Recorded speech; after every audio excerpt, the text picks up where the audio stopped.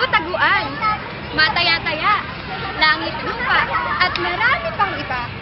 Ang sarap balikan ng alaala ng kabataan. Kaya tara, samahan niyo ako.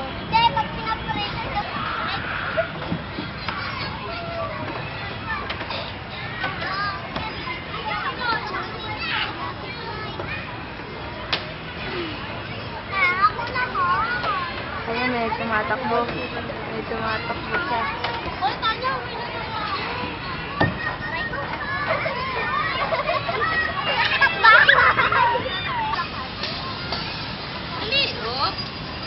Naalala ko, nung bata pa ako, mahilig ako maglakad.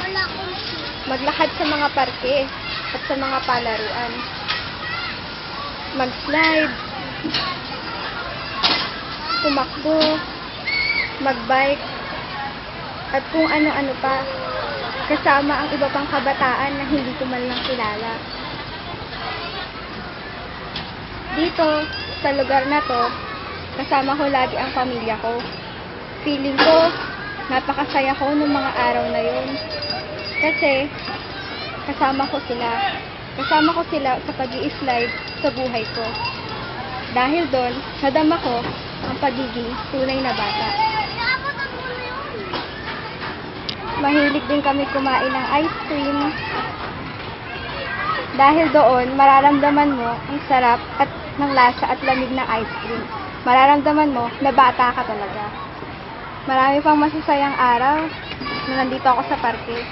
Kaya feeling ko, bata talaga ako. Dito, sa bilog na to, pumapasok ako para mag-slide. Napakasaya ko ng mga araw na yun. Kasi, kahit mahirap, kakayanin ko. Kasama ang mga batang katulad nila, mag-i-slide din ako. Para masaya. Kaya tara, slide tayo.